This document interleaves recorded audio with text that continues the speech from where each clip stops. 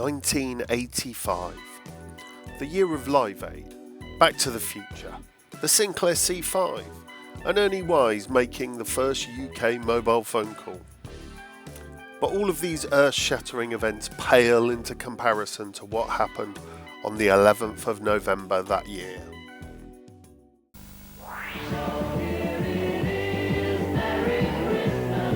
So here it is, the greatest Christmas album ever.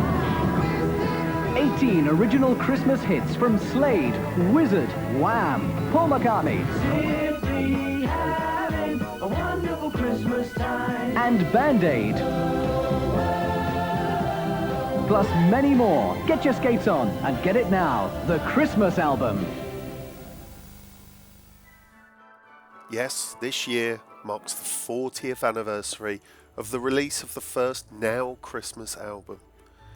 Yes, 40 years since the sound of Noddy Holder heralded the arrival of one of the most ubiquitous adverts of the festive season. Everywhere except for some reason on YouTube, where it seems the original remains strangely hard to find. And the album has become a party must-have for every generation that followed. If you weren't around when the first Now album Christmas dropped, as I believe the kids say, in 1985, it's difficult to convey just how legendary this was. Finally, all your favourite Christmas songs could be found on one album, if the words favourite and Christmas songs do ever feature in the same sentence in your vocabulary. In the dark times, Christmas albums fell into very distinct categories. There was your album of standards popularised by the likes of Bing Crosby, Perry Como and Frank Sinatra. In our house, the Elvis Christmas album would hit the deck as we were decking the holes and wouldn't leave the record player until about mid-January. These things hung around for decades. Occasionally, someone like James Brown would pop up with a truly interesting attempt to do something different, but these were rare and often overlooked in the December record buying chaos. Next was your loose connection of artists from the same record company performing contractually obligated numbers for a Merry Christmas From collection. The best examples hail, of course, from Motown and the Phil Spector Christmas Gift for You, which hasn't let the fact that the producer, stroke genius, stroke nutcase was a convicted murderer prevent it from being an annual bestseller. Then there was your sing-along-a-thons from the likes of Chaz and Dave and Max Bygraves, instrumental concoctions from Mantovani and James Last, and the inevitable carols from Kings. All very much the preserve of your nan, and now very regularly to be found in your local charity shop for ridiculous prices. As traditional as these may all have been, come the 80s it was very difficult to have a Christmas party and only stick one album on. Party DJs needed some serious help, and Christmas 1985 saw that help arrive in the shape of the first Now Christmas album. By the end of 1985, the Now albums were huge business. The regular series of chart compilations, about to reach its 6th release, were beginning to be augmented with additional collections under the Now brand, starting with Now Dance in the summer of 1985. A Christmas edition must have seemed like a no-brainer, particularly with so little serious competition. Even 40 years on, the track listing is pretty definitive, having the advantage of coming at the end of what many regard as the Christmas song golden age, which kicked off in the early 70s with the likes of Mud and Slade, and ending with Band-Aid, Wham and Shakey's Merry Christmas Everyone. The great thing here is the songs are all so ingrained in your brains that I don't have to spend too much time discussing the merits or otherwise of individual tracks, and can just instead witter on about useless trivia and be rude about Chris de Burgh.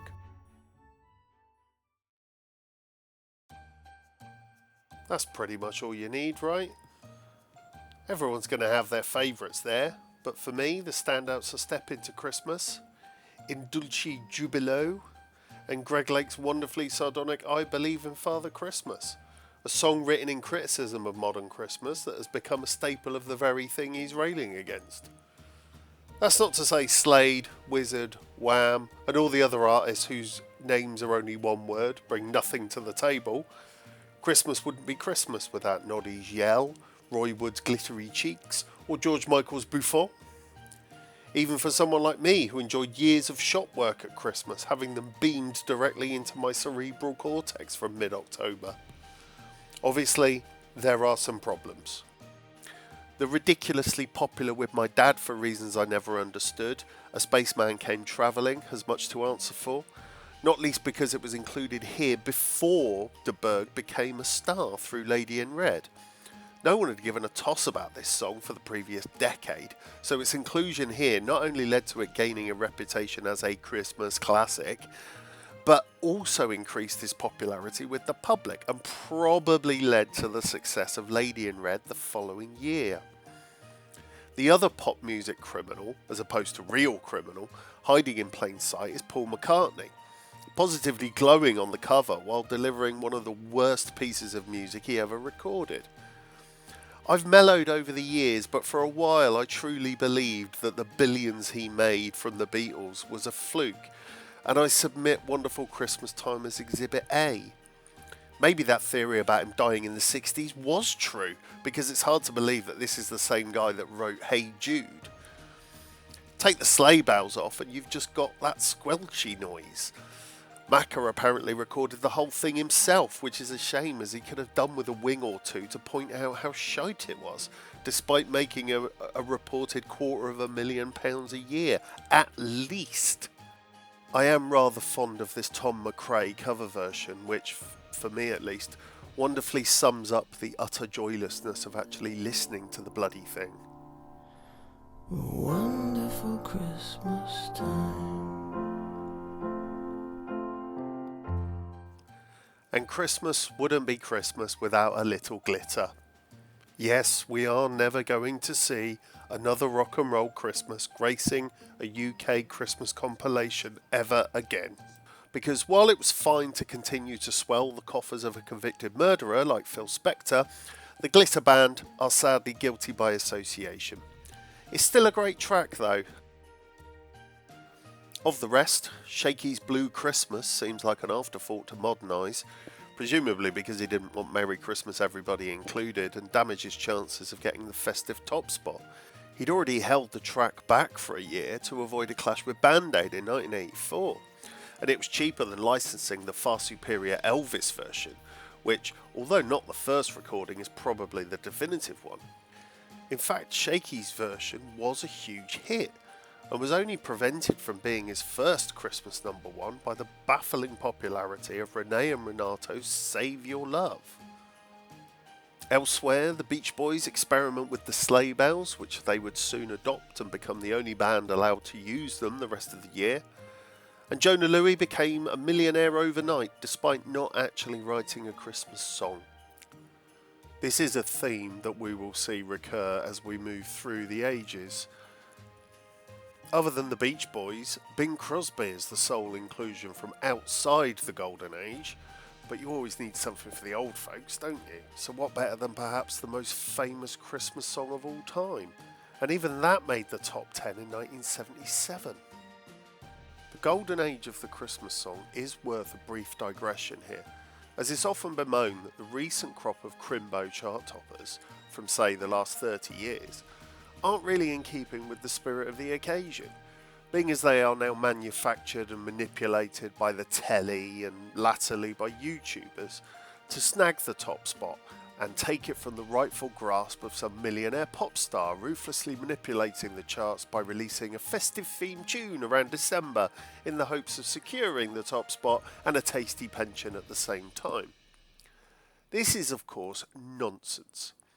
In the entire history of the singles chart, only 15 Christmas number ones have actually been about Christmas. That's 15 out of 61. That 15 includes 3 Band-Aids, 2 Last Christmases, 2 Mary's Boy Childs, and Slade and Mud. But not Wizard. They only got to number 4. Doesn't include adopted Christmas songs like E17 Stay Another Day, which just happened to be Christmas number 1, and thanks to the music TV channels are ingrained in the public consciousness as any number of sleigh bell ridden ditties. It is interesting that 5 of those appeared between 1973 and 1985, and since then only the Lord Antichrist Cliff, Band-Aid, Wham and Bloody Lad Baby have had actual Christmas number ones. So any talk that the Christmas number one isn't the same as it used to be is both way off the mark, but if you're of a certain age, as, to be fair, most people who complain about it are, it really does feel like it. The first Now Christmas album is pretty perfect, but a few omissions do stand out. From today's perspective, the Waitress's Christmas wrapping is perhaps the biggest miss, but the fact that it wasn't a hit when originally released in 1981 and only made number 45 on re-release the next year, the compilers may have assumed the public weren't that interested. The Pretenders' 2,000 Miles, Bowie and Bing's Little Drummer Boy, and the superb Wombling Merry Christmas can be excused by presumably prohibitive licensing fees from rival record companies. Paying extra for Wham's Last Christmas is one thing, it's a little bit harder to justify it for a bunch of overgrown Muppets, even if it is one of the greatest Christmas songs ever written. A quick myth debunk. Now do not re-release the Christmas album every year, add one track to the listing and get you to buy it again. That would be silly and not very cost effective, but mostly silly. The album in its most recent incarnations is certainly reissued every year, and while the track listing is changed fairly regularly now, the original lineup remained unchanged and annually re-released until 2000. 15 years it was unchanged. Part of the confusion for this may arise from the fact that for some reason in 1989 EMI broke ranks from their now partner labels and released It's Christmas. The track listing was familiar, but out went Wham, Mike Oldfield, Gary Glitter and Queen.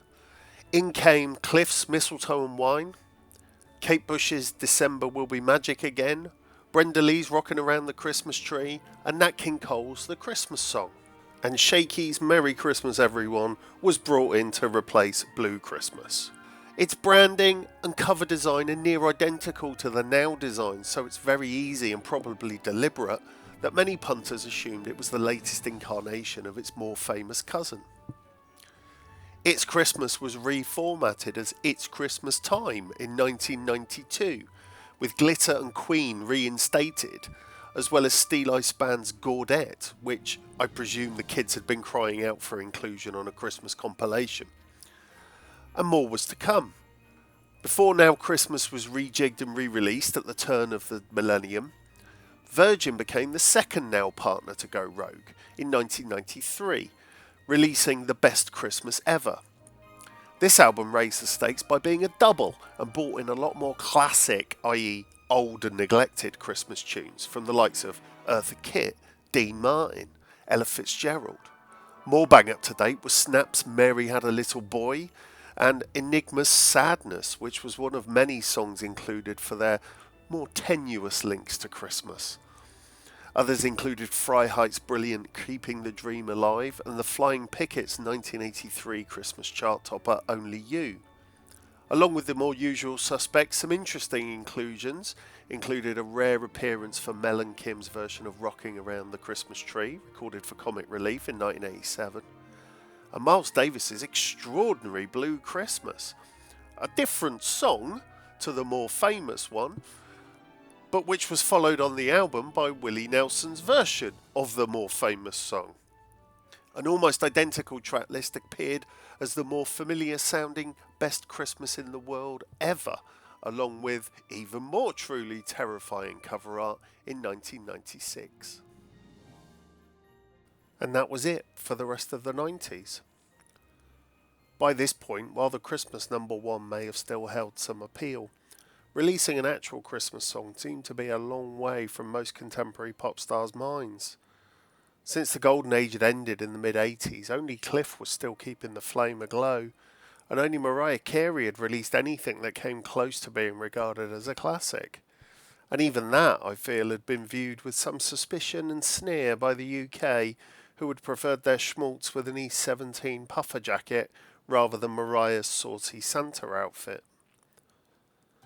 The back end of the 90s was far too cool for Christmas songs. 1996 and 1997 only saw one festive tune each in the Christmas Top 40, and neither were big hits. The Smurfs in 1996, the Fountains of Wayne in 97, if you're at all bothered. And while there was a slight upsurge towards the end of the decade, it was still the preserve of novelty acts and nostalgia, with such long-forgotten entries as Jane MacDonald's Cruise into Christmas, and a remix of sorts of Slade's Merry Christmas Everyone. Even Bing's White Christmas scraped into the top 40 again. Maybe the public really had fallen out of love with Christmas music. Maybe it was naff and for your grandparents. The likes of the Spice Girls and Boyzone weren't going to degrade themselves like that and risk sullying their brand. But where the 90s had a whiff of cool Britannia about it, and I will wash my mouth out afterwards, it also brought in a newfound nostalgia for the 60s, for lounge music, for cocktail parties. Maybe there was still a market for a bit of Christmas cheer. And by the turn of the millennium, after 15 years, it was finally deemed time for the return of Now Christmas.